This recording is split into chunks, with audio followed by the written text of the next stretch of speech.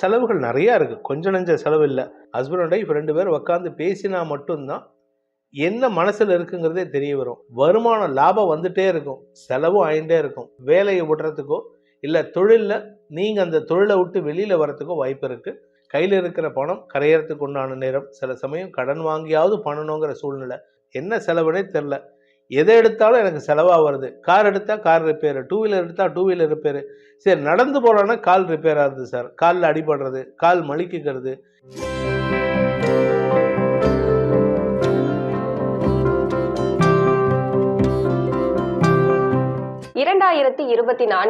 குரு பெயர்ச்சி மீன ராசிக்கு எப்படி இருக்க போகுது? உங்களுடைய ராசிநாதன் குரு 2ஆம் இடத்துல இருந்த வரைக்கும் குடும்பத்தில் செலவுகளை கொடுத்தாரு. ஏன்னா சனி பார்வையில் இருந்த குரு கெடுபலனை கொடுத்தாரு. இப்போ 3ஆம் இடத்திற்கு பயிற்சி ஆகியிருக்காரு. 3ஆம் இடத்துக்கு குரு போய் மறையிறாரே, 10ஆம் வீட்டு அதிபதி குரு போய் மறையிறது உங்களுக்கு எப்படிப்பட்ட பலன்களை கொடுக்கும்னா, உங்களுக்கு மரியாதையை கொடுக்கும். பட் செலவுகள் நிறையா இருக்குது, கொஞ்சம் நெஞ்ச செலவு இல்லை. வழக்குகளில் வெற்றியை தருவார். எந்த வழக்காக இருந்தாலும் சரி, தே வில் சக்சீட். அவங்களுக்கு சக்ஸஸ் கிடைக்கும். You will come out with flying colours அப்படின்னு சொல்லுவாங்கள்ல, அந்த மாதிரி. திருமண வாழ்வு ஏற்படுறதுக்கு வாய்ப்பு இருக்குது. திருமண தடைகள் விலகும். நல்ல நண்பர்களின் அறிமுகம் கிடைக்கும். வாழ்க்கை துணையின் ஆரோக்கியத்தில் இருந்த குழப்பங்கள் நிவர்த்தியாகும். என்ன பிரச்சனைனே தெரியாமல் இருக்கும், அதுக்கு மருத்துவ தீர்வும் இல்லாமல் இருக்கும். எவ்வளோ டாக்டர்ஸ் மருந்தை மாற்றி மாற்றி மாற்றி கொடுத்துருப்பாங்க. எதுவுமே கடந்த ஒரு 1.5 வருஷமாக 2 வருஷமாக எதுவுமே உங்களுக்கு சொல்யூஷனை கொடுக்காமல் இருந்ததா? இந்த வருஷம் உங்கள் வாழ்க்கை துணையின் ஆரோக்கியத்தில் முன்னேற்றம் ஏற்படுறதுக்கு வாய்ப்பு இருக்குது. இந்த மருந்தை சாப்பிட்டா பிரச்சனை சால்வ் ஆகுதுங்கிறத கண்டுபிடிக்கக்கூடிய ஆண்டாக இருக்கும். ஸோ உங்கள் உடம்புலையும் பெருசாக பிரச்சனை இல்லாமல் இருக்கிறதுக்கு மட்டும் இல்லாமல் உங்களுக்கு மரியாதைகள் கிடைக்கக்கூடிய ஆண்டாக இருக்கும். தொழில் ரீதியாக வருமானத்தை கொடுக்கக்கூடிய ஆண்டாக இருக்கும். கணவன் மனைவிக்கு இடையே இருக்கக்கூடிய உறவு எப்படி அமையப்போகுது? இப்போ முதல்ல உறவை காட்டிலும் வாழ்க்கை துணையின் ஆரோக்கியம் நல்லா இருக்கணும். அந்த ஆரோக்கியம் நல்லா இருக்கிறதுனால இப்போ தான் அவங்க 2 பேருமே தனியாக உட்காந்து பேச போகிறாங்க. ஹஸ்பண்ட் அண்ட் ஒய்ஃப் 2 பேரும் உட்காந்து பேசினா மட்டும்தான் என்ன மனசில் இருக்குங்கிறதே தெரிய வரும். இப்போ உங்கள் வாழ்க்கை துணைக்கு ஆரோக்கிய சங்கடம் ஏற்பட்டது போன வருஷம், அதுக்கு தீர்வு கிடைக்கிறதுனால கொஞ்சம் 2 பேரும் தனியாக உட்காந்து பேசுறதுக்கு உண்டான வாய்ப்பு கிடைக்கும். அதன் மூலமாக உங்களுக்குள்ளே இருக்கிற மனசில் இருக்கிற ஆசைகளை உங்கள் வாழ்க்கை துணை தெரிஞ்சுப்பாங்க. உங்கள் வாழ்க்கை துணை மனசில் இருக்கிற ஆசைகளை நீங்கள் தெரிஞ்சுப்பீங்க. ஸோ 2 பேர்த்துக்கும் ஆதாயத்தை ஏற்படுத்துகின்ற ஆண்டு, அந்யோன்யத்தை ஏற்படுத்துகின்ற ஆண்டு, புரிதலை ஏற்படுத்துகின்ற ஆண்டு. சரி, மாணவர்களுடைய கல்வி நிலை எப்படி அமைய போகுது? மாணவர்களுக்கு படிப்பினால் ஆதாயத்தை ஏற்படுத்துகின்ற வகையில் இருக்கும். படிப்பினால் லாபம் கிடைக்கும். ஏன்னா 5ஆம் இடத்துக்கு லாபஸ்தானமான 3ஆம் இடத்துக்கு குரு பயிற்சியாக இருக்காரு. ஸோ படிப்பு மூலமாக அவங்களுக்கு ஆதாயம் ஏற்படும்.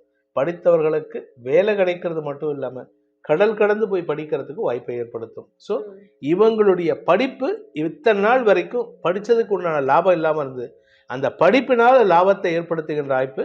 அதனால குழந்தைகளும் மேல் படிப்புக்கு முயற்சித்து வெற்றி காணக்கூடிய வாய்ப்பு ஏற்படும். அப்போ தொழில்துறையினருக்கும் வியாபாரிகளுக்கும் எப்படி அமைப்பது? வியாபாரிகளுக்கு லாபத்தை தரக்கூடிய ஆண்டு. கடந்த வருஷத்துல எல்லாம் பார்த்தீங்கன்னா ஒரு 50% உங்களுக்கு 10 லட்ச ரூபா போட்டோமா, வருஷத்துக்கு ஒரு 5 லட்ச ரூபா வருமானம் வந்துட்டு இருந்துன்னு பார்த்தீங்கன்னா, இந்த வருஷம் நீங்கள் 10 லட்சம் போட வேணாம், 3 லட்சம் போட்டாலே போதும், அதுவே 5 லட்சத்துக்கு லாபத்தை கொடுத்துரும். ஸோ போட்ட முதலை காட்டிலும் வருமானத்தை லாபத்தை தரக்கூடிய ஆண்டாக இருக்குது. ஸோ வியாபாரிகள் லாபத்தை அடைவார்கள். உத்தியோகஸ்தர்களுக்கும் லாபத்தை ஏற்படுத்தும். தொழில்துறையினர் பெரிய மாற்றத்தை ஏற்படுத்தி தன லாபத்தை ஏற்படுத்துகின்ற ஆண்டாக இருக்கும். ஏன்னா லாபஸ்தானத்துக்கு குரு பார்வை.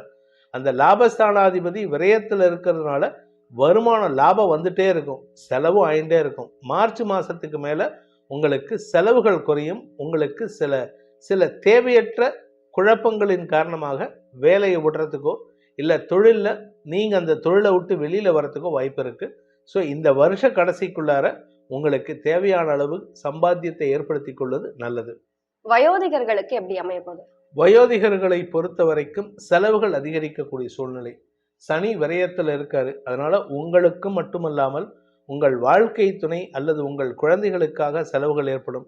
கையில் இருக்கிற பணம் கரையறதுக்கு உண்டான நேரம். சில சமயம் கடன் வாங்கியாவது பண்ணணுங்கிற சூழ்நிலை. ஆரோக்கிய விஷயத்துல கொஞ்சம் கவனமா இருந்துக்கணும்.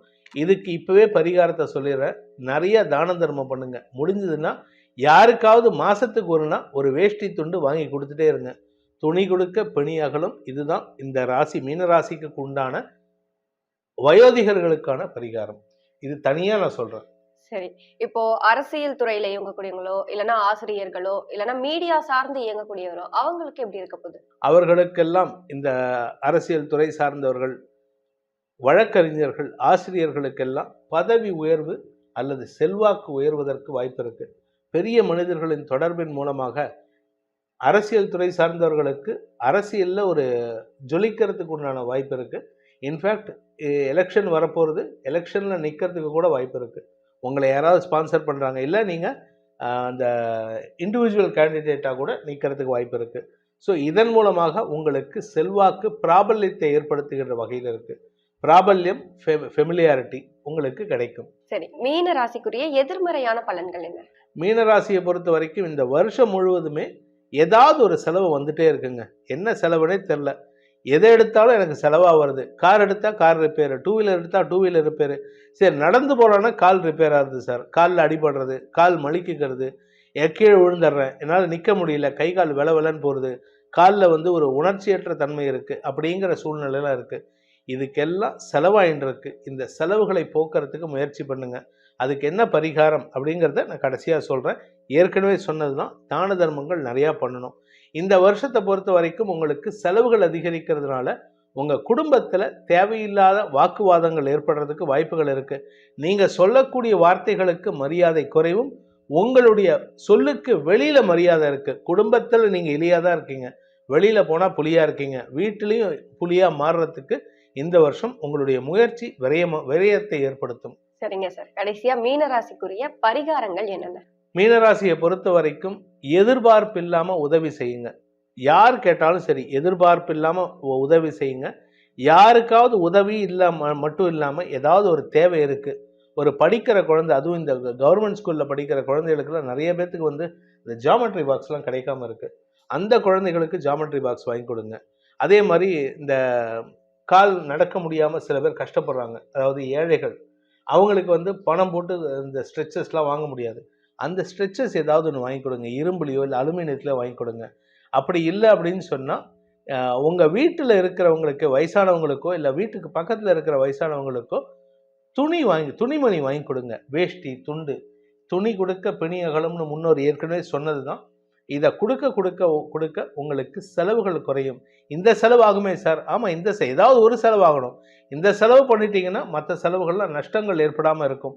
அதே சமயம் உங்களுடைய விரயஸ்தானத்துக்கு சனி சம்பந்தப்படுறதுனால நிம்மதியான தூக்கம் இருக்காது. அந்த தூக்கத்தை கெடுக்கிற மாதிரி சங்கடங்கள் ஏற்படுறதுனால நீங்கள் என்ன பண்ணணும்னா, முடிஞ்சதுன்னா யாராவது ஒருத்தருக்கு வருஷத்துக்கு ஒரு தடவையாவது அந்த தலகாணியை வாங்கி கொடுங்க. தலகாணியை இதுக்குன்னே இந்த வேதம் படித்த பிராமணர்கள் அதுக்குன்னே சில கேட்டகரி இருப்பாங்க, அவங்க வாங்குவாங்க. அவங்களுக்கு நீங்கள் தானம் பண்ணுங்க. அதை தானம் செய்வதன் மூலமாக, அப்படி இல்லை அப்படின்னா நிறைய ஓல்டேஜ் ஹோமில் போயிட்டு அவங்களுக்கு நல்ல பெட் ஸ்ப்ரெட், நல்ல பாய், அதை தானம் கொடுங்க. உங்களுக்கு தூக்கம் நல்லா வரும். உங்களுக்கு நிம்மதியான தூக்கம் ஏற்படும். தவறான சிந்தனை வராமல், தவறான கனவுகள் வராமல், உங்கள் தூக்கத்தில் சில பேர் பார்த்தீங்கன்னா தூங்கிட்டே இருப்பாங்க, திடீர்னு டமால்னு எழுந்துச்சு உட்காருவாங்க, அதுக்கப்புறம் தூக்கமே இருக்காது. அந்த மாதிரி கனவெல்லாம் வராமல் இருக்கணும்னா பாய் தானம் பண்ணுவது அவசியம் செய்ய வேண்டும். இதை யாருக்கு பண்ணணும்னா, தனியாக இருக்கிறவங்களுக்கு பண்ணாதீங்க. வயசான ஓல்டேஜ் ஹோமில் இருக்கிறவங்களுக்கு, தனிமையில்னா ஃபேமிலி, ஹஸ்பண்ட் அண்ட் ஒய்ஃப் மட்டும் இருக்காங்க, குழந்தைகள் இல்லாதவர்களுக்கு, அவங்களுக்கு உதவி பண்ணுங்க. ஏன்னா எல்லாரும் பணம் இருக்கிறவனுக்கே உதவி பண்ணிட்டு இருந்தோம்னா பணம் இல்லாதவன் யாரும் கஷ்டப்பட்டு தான் இருக்கான். அவங்களுக்கு உதவி பண்ணுங்க. உங்களுக்கு நல்லது நடக்கும். உங்களுக்கு நிம்மதி ஏற்படும். உங்களுக்கு நல்ல தூக்கம் ஏற்படும். வருமானமும் அதிகரிக்கிறதுக்கு இந்த பரிகாரம் உகந்த பரிகாரமாக இருக்கும். குலதெய்வ வழிபாடு, ஆஞ்சநேயர் வழிபாடு, வயதானவர்களுக்கு பாய், தலகாணி, துணிமணிகளை தானம் கொடுப்பது போன்ற விஷயங்களை செய்வதன் மூலமாக இந்த வருடம் உங்களுக்கு குரு பெயர்ச்சி அமோகமான பலன்களை ஏற்படுத்தி கொடுக்கும். மனசுல தைரியத்தை கொடுக்கும். சிறப்பா சொன்னீங்க சார். முதல்ல உங்களுக்கு மிகப்பெரிய நன்றி. ஏன்னா சின்னவங்கள்ல இருந்து பெரியவங்க யார் பார்த்தாலுமே அவங்களுக்கு புரியக்கூடிய மாதிரி ரொம்ப தெளிவா, அழகா, நிறுத்தமா சொல்லியிருக்கீங்க. அதுக்கே இங்க நல்ல காலம் பிறக்குது நேயர்கள் சார்பா ரொம்ப பெரிய நன்றிகள் உங்களுக்கு. கண்டிப்பா. எனக்கும் இந்த நல்ல காலம் பிறக்குது சேனல் மூலமா ஒரு வாய்ப்பு கொடுத்ததுக்கு உங்களுக்கும் உங்களுடைய மேனேஜ்மெண்ட்டுக்கும் என்னுடைய மனமார்ந்த நன்றிகளை தெரிவித்துக் கொள்கிறேன்.